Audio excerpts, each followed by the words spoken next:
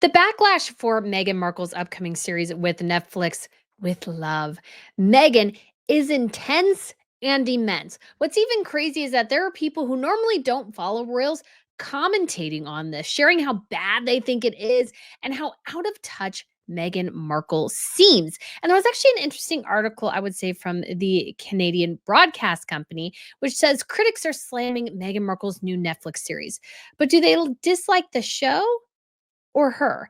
And although I don't agree with the vast majority of the premise that this article is based around, I found it rather intriguing because one of the things about this whole thing is that Meghan Markle unfortunately cannot separate herself from the horrifically bad decisions that she has made in the last 5 years. Since initiating Mexit basically 5 years ago this month, Harry and Meghan have made a series of absolutely catastrophic missteps, mistakes that have led them to here. Maybe in 2021, in January, this series might have worked. But we are in January of 2025. In between that January 2021 date, we've had Oprah Winfrey, we've had Netflix, we've had Spotify, we've also had Harry's book Spare, we've had multiple interviews, talks, and discussions about the royals, disparaging the family, and Meghan Markle, of course, famously mocking the queen. And I would bet all of that plays into part of the negative backlash here. Harry and Meghan have made themselves so unlikable that even if you could argue that maybe this trailer isn't so bad, she is so highly disliked. I don't think you can claw any of this back. And so we are going to explore a bit of this topic today because on this channel, I always want to try to bring up an additional layer to the situation. And there's a lot to discuss here. And I think there's a lot people in the entertainment industry can learn from the absolute catastrophic disaster that is Meghan Markle and Prince Harry. But if you guys haven't been to Royal News Network before, hello, my name is Brittany and I provide compelling royal commentary. So if you guys want to hit that subscribe button, I would love to have you back. We will definitely be doing a lot of analysis over all this month because I always find the situation with Meghan kind of fascinating just from even a branding marketing perspective. Like the amount of missteps Harry and Meghan have made from just like a strictly, if you're just looking at the bare bones basic from like marketing and brand management and everything, they are so incredibly bad. And so it's always sort of interesting to explore that because I hope people take lessons that they can learn and utilize in their own businesses. And I did want to get a shout out today to Luisa Diamonds. You guys might notice I am wearing here my spirit earrings, my limitless necklace, and these both pieces are on sale. They're absolutely gorgeous and amazing. And I always like to change out my necklace from time to time because I have many gorgeous pieces. And so if you guys are interested in checking out any of these pieces, you can follow the link up above to Ana Lucia. They have lab created diamonds, some gorgeous pieces at a great price. And actually both of these pieces are on sale, an additional $100 off. So if you use code ROYAL20, you shall save an additional 20% on those sale items. So if you guys want to go down to check that out, you can find some amazing deals and savings and get some great jewelry pieces. I've had some wonderful feedback regarding Ana Lucia Diamonds, and so I'm so excited to share that with you all. And they do have a new Golden Goddess collection, which features pieces made with 18-karat yellow gold. So if you guys want to look at those and check those out, feel free again to follow the link. And thank you so much for checking them out. And because it does support all that we do here on Royal News Network. Okay, so, Meghan, this is going to be bad for her. There's just no way around it. This is going to be bad for her. And I feel like some of this is Meghan's fault and some of it isn't. So when it comes to the timing of this series, I just want to be clear because I know a lot of people are talking about how there were terrorist attacks and everything recently. The writing on the wall was probably already there. They probably had already slotted it in for January 15th. And you can't always predict what will happen in the global news. So you can't predict something like these attacks happening or anything like that. So if you're kind of slotted in, you're kind of already ready to go on the state, it's really hard to pivot. So there's not really a ton she can do there. So I have some sympathy there because that's a situation that she can't totally avoid. But what she can avoid is sort of the look of the series. I talked about this a bit in a previous video that I'll link up above here, but when it comes to this show, Meghan Markle sort of had two ways to play it. And if she didn't play either of these ways, it probably is not going to go very well. So I don't know who this series is for. And what I mean by that is that I watched the trailer and I'm like, who's the audience? One of the most important things that you'll learn in terms of, either creating a business, especially one where it's sort of content creation like this, is who's your audience? Because when I created this channel, I created this channel in part for people like me, those who enjoy royals. And there's different aspects of royalty: history, the jewelry and tiaras, the fashion, the drama that goes on behind the scenes. All of that is encompassed within royalty. So when I created this channel, I wanted to create it for those who like watching royals, but want a deeper analysis on things, want more background on things, and also sharing news about other royal families. That's what particularly interested me. And so I think basically I've sort of hit that mark. I actually have a fashion channel, Royal Fashion News. I'm going to get the Crown Report as its own channel up and running. We will do the live programs here where I'll go over news from sort of all over Royal Europe, but I will put the little sections of that on a separate channel because each channel has its individual audience. So somebody who likes tiaras may not really like the talk about Harry and Meghan or the other drama situations going on. Those who like Harry and Meghan may not be as interested in the tiaras. Or when it comes to history, some people might be really interested in the Tudor era, but not really caring about what's going on with Catherine and William. And so you have these separate audiences within the royal space. So that's why I do have different channels. So, like, for example, the Crown Report, I had put some of the videos, shorter segments of that program on this channel, and they didn't really perform well at all. Some of that is algorithmic reasons. I think that was even decreasing some of the views of the other videos. So I am going to put that on a separate channel, not just because maybe they don't perform as well, but because some people who might enjoy that content might not enjoy the regular channel content. So there's just different avenues of how you look at a potential audience. When I watch Meghan Markle's trailer, I don't know who the audience is. It's, yes, very bright and airy. And so, in terms of actual production values, it looks very high. But when I think of who this is supposed to appeal to, I'm like, I don't know, because the items she's showing seem very ostentatious and pretentious. So, flowers and ice cubes, dead flower petals on homemade donuts. And then you had one like meal thing in a dish. And I'm like, I don't even know what that is. Like, I couldn't even name it. Like, lasagna when you see it, or something that looks like lasagna. I have no clue what that dish is supposed to be. And if I'm looking at this show trying to learn new recipes, I look at that dish, go, that doesn't look like anything I've ever eaten before. That might be something I get in like a 4-star restaurant, but I wanna get that going to, let's say, Cheesecake Factory or PF Chang's or anything like that. I have no clue what it is. And she's wearing, you can tell, very expensive items. She's wearing a lot of beige. And somebody made a good point, and I will give it to them, that a lot of cooking show people do wear light clothing sometimes, like white, like I am doing today. And I do understand that because white, it can easily be bleached.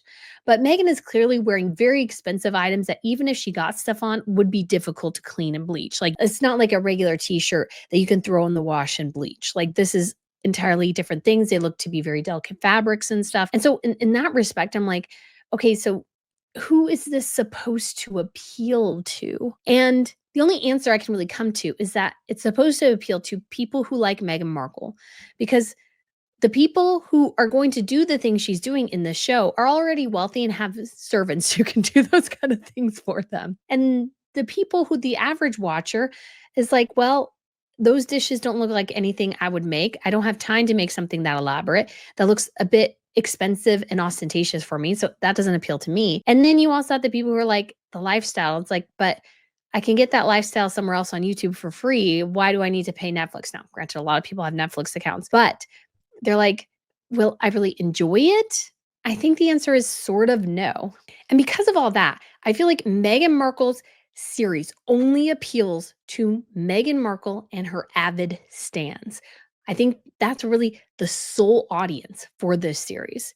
And that is a catastrophically bad mistake, because Meghan Markle is not liked. I go back to this article again, and of course, they blame the R word for why people don't like her and everything. It has nothing to do with that. She has made herself unlikable. And because of that, even if this thing is okay, she brings so much baggage to the situation that it's going to turn people off because she turns people off.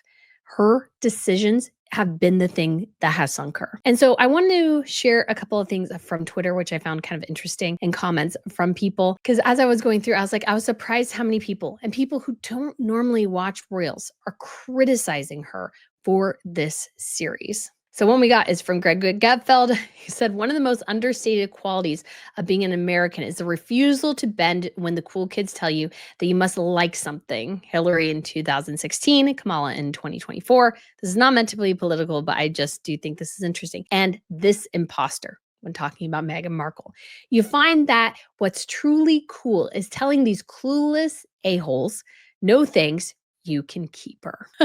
So I thought that was pretty funny because we are told a lot that Meghan Markle is great. We must like her from Meghan Markle's own PR team, but she's not likable.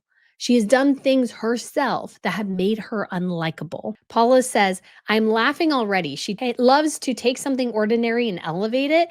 I think it's the other way around. She took something extraordinary like a royal title and downgraded it. I love that. I'll do like a whole separate video on that, but I think that's great. We also have Lauren Gruel. I have no clue who that is, but she says, I won't watch due to respecting her wish for privacy. Brigitte, who does comments on royals from time to time. I haven't seen her too active, but I do like people who have sometimes a contrarian view, and she's kind of anti-monarchy, but she does it in a pretty even keel way. She says, I don't think this will be a success, not because it's Meghan or bad, but because it's 2025 and the economy is not what it was in 2016, which is when she was already doing exactly this with the TIG.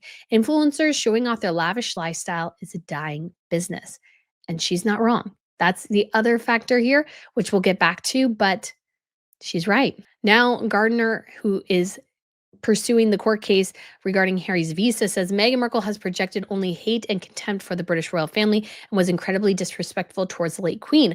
Love is the last thing she should be boasting about. Agreed. Agreed. That's, I think, one of the things that made me cringe about the title of this series is like, she's not known for love. She's sort of known for divisiveness and toxicity. She's not known for love. So she can't really sell it because she has already created a public reputation for herself where she is toxic, divisive, hateful, spiteful, vengeful, petty. You can't just say then, well, I do things with love. You can't do that. You've already established a track record entirely differently. You can't tell us something when we've seen your actions for the last several years that have showed us the exact opposite. So Link Lauren, who I don't really know who that is, says, this is one of the most out of touch things I've seen in a while. Most Americans are struggling to keep food on the table, to pay their rent, their mortgage, etc. Who wants to watch an ex-duchess walk around her Montecito mansion picking flowers from a bougie home garden? That's a lifestyle very few can relate to. It's not wrong.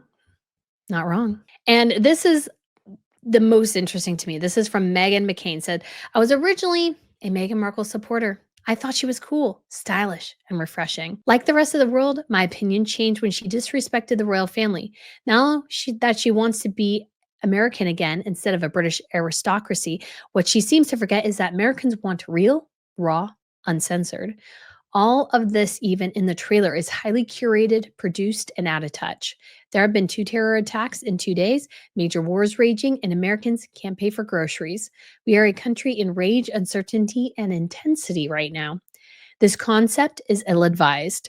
I would have told her to do a show helping to bring fresh food to food deserts in low-income neighborhoods. Do something to help people instead of your ego. This is why the world doesn't like you. Nothing else, just completely and utterly tone deaf to the moment. I think she's right. I think she's right. This show comes off as incredibly, insanely tone deaf, incredibly out of touch, incredibly the result of a woman who lives a narcissistic, delusional bubble with her husband in Montecito and has never touched the real world. I want to read you as well the post that her friend Abigail Spencer, who's in this show, shared, because I'm like, wow, you guys really, you guys are totally out of touch, aren't you?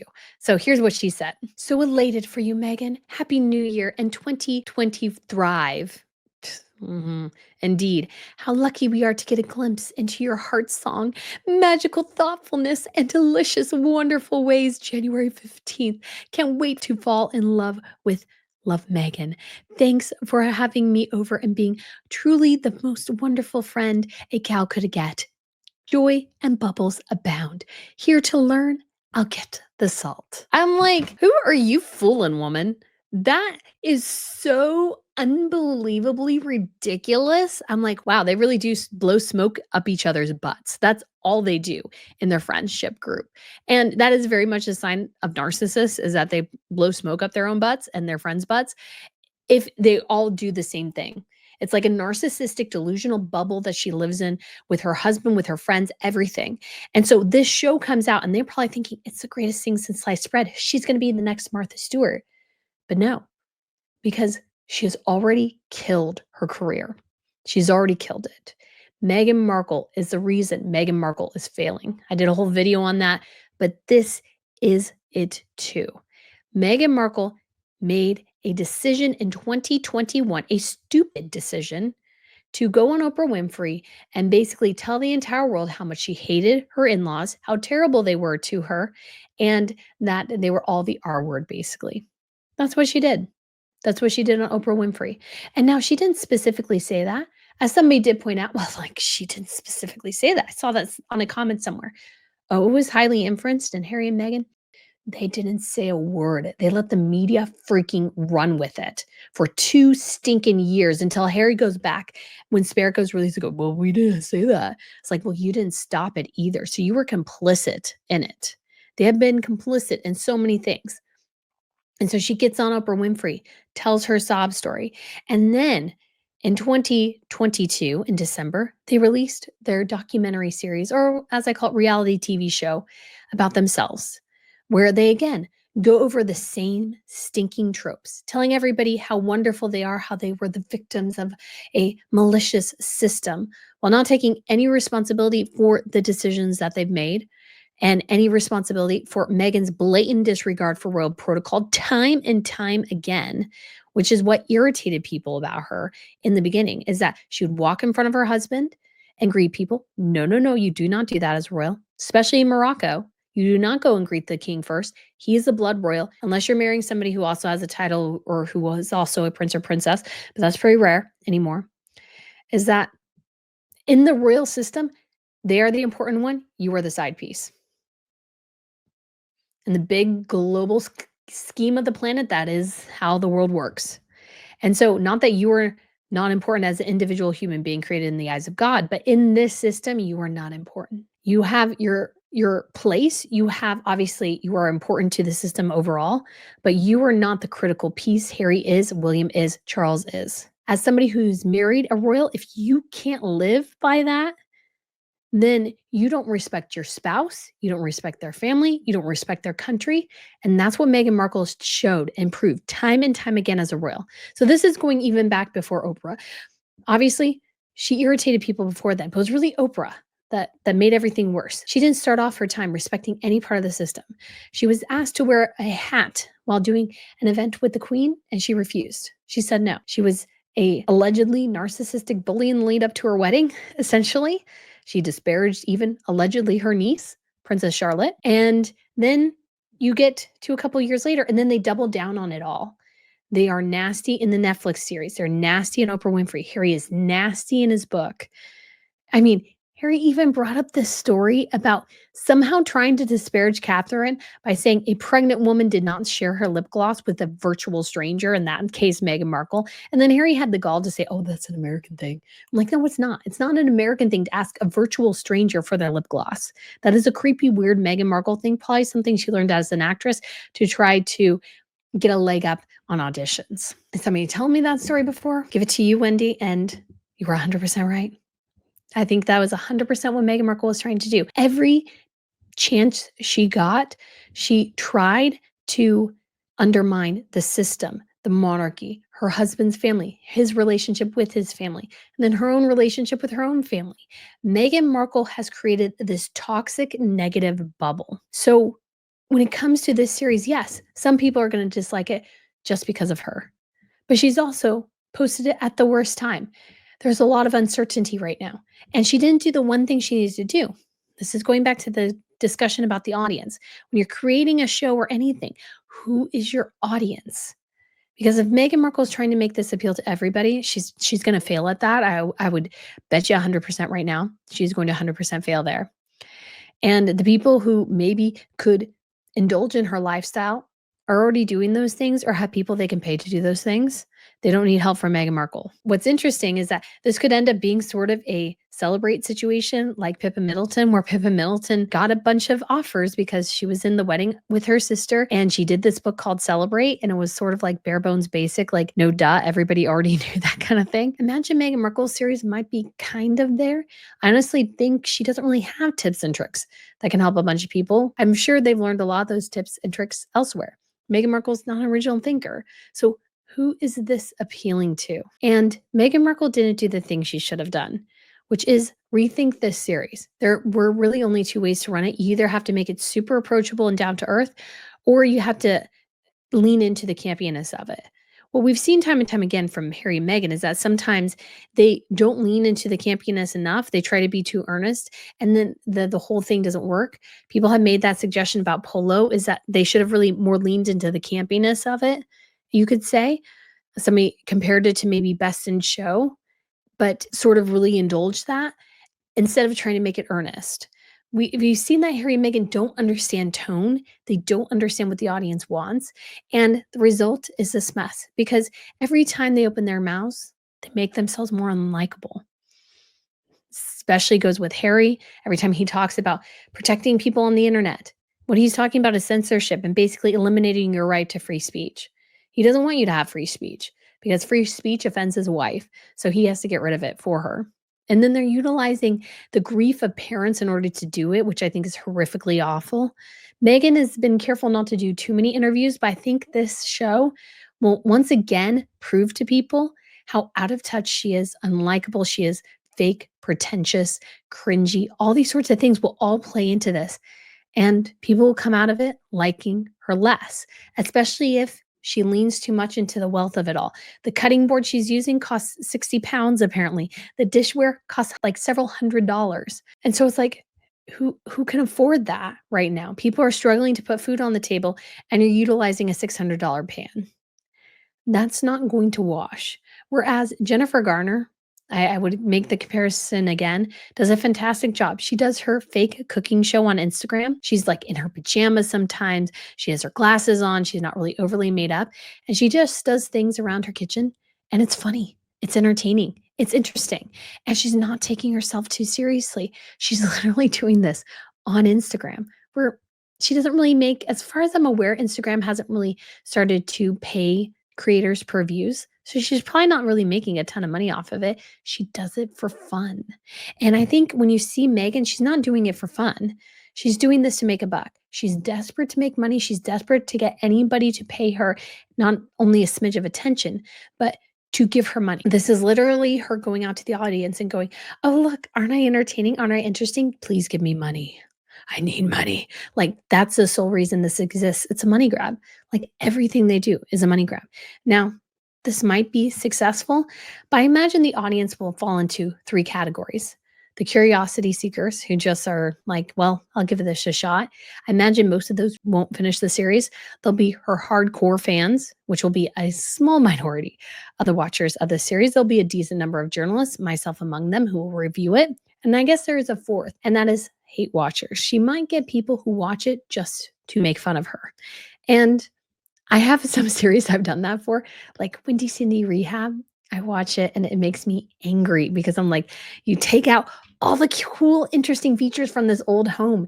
And yes, you make beautiful designs, but you destroy the historicness of the homes you're trying to recreate. She does this every time she claims to love history. And I'm like, but you wreck it every single time. You leave like none of the original features, basically. Anyways, I have hate watched that, but I don't even think she'll get a ton of those watchers, to be quite honest as well, because part of the reason people won't watch is that they don't like her. And then you add in all this backlash of people sort of realizing, man, she's just a grifter. She offers nothing. The show is incredibly out of touch, incredibly like passe. I think this show would have worked 5 to 10 years ago. I think even in 2021, it might have done fairly well, especially if it was pre-Oprah, which was in March, I believe, 2021. If it was pre-Oprah, she might have done well. But no, she has killed her own career. This is a catastrophic disaster of Meghan Markle's own making.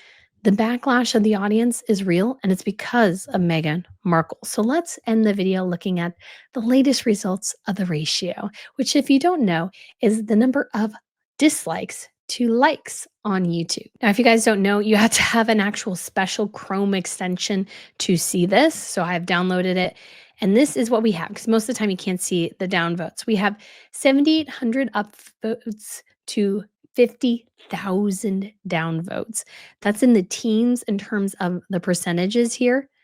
That's not good. I mean, look at this little bar right here. 7,800 to 50,000.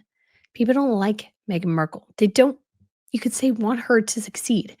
And that catastrophe lies at the feet of Meghan Markle. She mocked the Queen. She disrespected her husband's family, then disparaged them on international television multiple times. And now she wants us to think that she thinks positively about people and wants to show them how much she loves them because she creates things with love from Meghan. Nobody's buying that anymore. Meghan Markle maybe could have played that card a couple years ago. No more. We all know the truth. We all know the real Meghan. She's hateful, spiteful, and vindictive, I think. That's my personal opinion. And so because of this, the show looks entirely hypocritical. Yes, there are some people she's nice to, but if you cross her, she is more than willing to cut you completely out of her life and might do everything in her power to try to destroy your reputation. That's the true Meghan Markle. There is no with love Meghan Markle. Maybe it should be renamed with hate Meghan Markle. But either way, the backlash here is very real, and I think it will play badly for Meghan in this show. I think she'll become a source of a lot of memes and jokes in this series, and that is all at the feet again of Meghan Markle. Nobody told her to do the things she's done the last 5 years. That was all her. Now she gets to reap what she has sown. So guys, let me know what you think of this video. Thank you so much for watching, and I shall see you again very soon. Bye.